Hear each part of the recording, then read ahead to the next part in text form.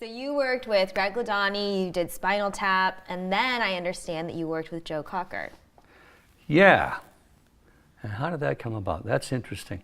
I was working with Greg Ladani in Steve Vai's studio, and the studio manager's name was Richard Landers, who's a dear friend now. And he said, "Oh, you got to meet my friend. You guys are going to get along so great. You know, he likes to ride dirt bikes, and you guys have that same East Coast kind of sense of humor." And his name's Chris Lord-Alge. So I said, "Yeah, I'd love to meet him." Well, this went on for months. I never did meet Chris. Finally, one day, Richard said, "Chris is looking for a piano player to help Joe Cocker. Joe Cocker needs to pick some keys for a record he's doing." So all he wanted me to do was come and sit down and find the right key for Joe to sing in. Okay.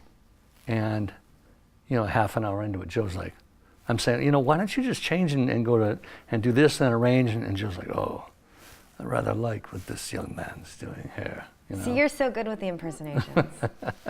Well, you spend that much time with somebody, really, and Joe. Very sweet and dear, oh, beautiful, beautiful, beautiful man. And he saw right away that I was, you know, I pushed some buttons with him, with the way I was changing keys and arranging things. What if we do the re-intro? And so next thing you know, I'm arranging his record. And I met Joe, and I'll never forget the first day I met Joe, or first day I rehearsed with him was January 18th, 1994. Okay. Because the big earthquake in LA was January 17th, Oh, wow. 1994. So that was the first day. And we did a great record with Chris Lord-Alge, who was amazing to work with. And the record was a huge success, and Joe asked me to go on the road with him.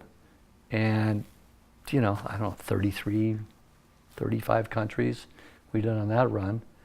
And just became very, very tight. And a lot of the same tastes and things, and, you know, we talk a lot about politics and history and Zulu history, Australian history, you know, very into geography and stuff. Anyway, but I'll never forget at the end of that tour, Joe and I were sitting in Amsterdam, and there's a restaurant we both love there called Purimas. And we would always go to Purimas when we were in Amsterdam. So we're sitting in this restaurant, and he said, "You know, CJ, there's a interviewer who's going to show up, would like to ask us some questions." I said, great, no problem. So she shows up, and she's asking Joe questions. She isn't bothering with me because I'm just eating. So, and finally she said, "You know, just to close with, you just did all these countries in this tour, this world tour. What were some of the best moments?" And Joe looks at me, and goes, "What were some of the, you know?" And I'm thinking, and I said, "What about we played in Marbella, Spain, in a bull ring, and you could still smell the blood from the bullfight." Ooh. And the power was going out, so my organ is dropping like pitch, and I'm the only one because the guitar player and the drummer and everybody just, "Hey," and Joe's looking back at me like, he has no idea, he thinks I'm on drugs or something. So anyway, we go down all these stories, and now we're crying, we're telling these unbelievable stories. And then I went, "Joe, the question was, what were some of the best moments on the tour?" And we're telling all the worst moments. And that's when I realized that's what you remember. Mm-hmm. You don't say we had the perfect meal and I hit the perfect high note, and that's when you become tight, you know. And that really changed my view on how I look at things. When things are bad or nuts or whatever, you go, "You know what, we're going to remember this. Let's get through this." And, you know, Joe really helped me see that. Just a beautiful man. And that guy, hearing his voice every night through the speakers on stage, that's one of the great treats of my entire career. Mm-hmm. Genius. Now I have to ask you, looking back on your life this far, can you talk about some of the worst moments that you remember the best now? Well, we did Spinal Tap played the Freddie Mercury tribute. That was in '92. Don't say I wasn't born. I don't want to hear it. I was born. Don't worry about Okay, I it. don't want to hear any of that crap. Doesn't matter. It's good. And we came out to 90,000 people and simulcast to 500 million live. And the crowd screaming, tap, tap, tap, tap. And Christopher, or Nigel Tufnell, goes to hit his guitar. Does one of these and he turns around and he goes, I have nothing. I said, oh, don't pull this right now. Don't. And I saw the blood actually, and he had nothing. Now the stage crew comes over the rails and everyone's running, swarming around the stage. Well, the crowd thinks it's part of the act because it's Spinal Tap. And they're just like tap, tap, tap, tap. But that feeling standing there was, I mean, it felt like 15 minutes. Oh, man. And what we ended up finding out is a very prominent guitar player from a very prominent rock band paid the roadies to clip our. He thought that would be funny. No way. It wasn't funny. Man. Do you know who it was? You don't have to say. I but do. How did you find out who Yeah, it we was? can't say the word slash on the. How did you find out who it was? You know, how do you keep a secret like that? I don't know. You know. He's probably proud of it, right? So, anyway, it felt like 15 minutes, and I think we looked at it later. It was 1 minute and 10 seconds. Oh, man. You know. But those disasters, you know, you always get through them. Yeah. You always get through them. Have you ever seen Shakespeare in Love? I have. Yeah. Yeah. And he goes, it always works. And why is that? And he goes, I don't know. It's a mystery. And it just always works. It always works. It's show business, you know. Right. The show must go on. So. Now, do you have any moments where you can just sit back and say, I can't believe that it just all fell together perfectly? A lot of it, yeah. Those aren't the ones you remember, though, right?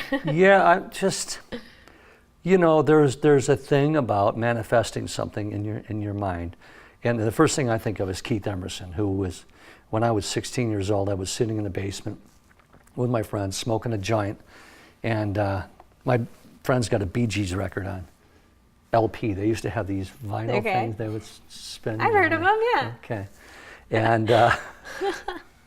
And yeah, we used to record on string, and no, anyway. So the Bee Gees record's playing, and his big brother comes down, and he rips the needle off, and he pulls the record off, and he smashes it on the coffee table. He goes, now I'm gonna play you some real big music. He puts this record on and puts the needle on, and we're like, hey, what are you doing? And I sat back, and it was Emerson, Lake and Palmer's first record. And it's just like, I remember where I was when JFK was shot, and I remember where I was when the man walked on the moon, and where I was when I first heard Keith Emerson. Wow. So he became my Jimi Hendrix, my James Bond. I learned everything he knew how to play. And fast forward to that same tour with that Spinal Tap, we're playing the Royal Albert Hall, which was a whole thrill in itself. And the manager comes backstage and she goes, oh, there's some keyboard player that wants to sit in. I'm like, well, what's his name? She goes, oh, I knew you were going to say this. It's like Keith. And I go, Emerson? Yeah, that's it. And I'm just like, oh.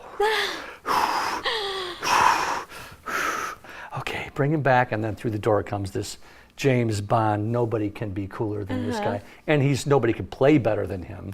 He was just had everything. Well, we forged a friendship together. Wow. And, you know, started playing music together, and we were going to do a project together, a record together. And I guess how I got on this is just talking about manifesting when everything went perfect. Mm-hmm. And that's a lifetime of things going perfect, of still having that same energy that you put out there, which I think is so important. You know, the energy you put out there, what you attract. And if somebody would have told me, oh, you're gonna be one of Keith's dear friends when you grow up, I would have said, okay, which toes would you like me to cut off? You know, I would never have believed it. Yeah. You know? But that's funny about this business. And again, LA. Once you get here, all possibilities open up. You know, this town is insane for that. Yeah. So. Do you have any good LA stories? Do I have any good LA stories? Oh, well, I could tell that one. Do I have any good LA stories? You mean other than seeing a UFO? You saw a UFO. I saw a UFO, yeah. How do you know it was a UFO? Put it this way, I'm an aviation nut. Have Okay. been since I was a kid. I can look up and I go, oh, that's an F-22 Raptor. Wow. You know, that's an F-16, that's a blah, blah, blah, blah, blah. And this thing went over 5 times, 10 times bigger than a 747.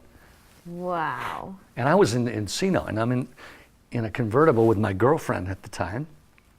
And I didn't say a thing. And I mean, I remember everything about it. The grain of the metal, it was so low. And I just decided I'm not going to say anything else. And I hear, did you see that? And I went, you saw it too? And she goes, yeah. And I said, you know what?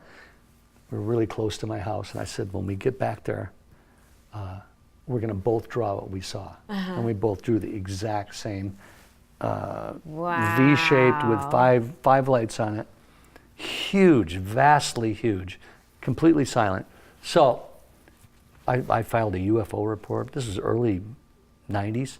And the next night I'm at my studio and I'm working, kind of forgot about it. I look up at the TV screen and there's that shape and it says artist rendition. And I grab the remote and turn it up and it says, over 100,000 people sighted this object tonight in Phoenix. And it was the exact 5 lights, same shape that we had both drawn the night before. And they ended up making a movie about it called The Phoenix Lights. Wow. So, I don't know if that's an LA story. That's just an everywhere story. Kind of. But yeah, you know. That's crazy and awesome. Anything can happen in LA. Yeah, well, anything can happen anywhere.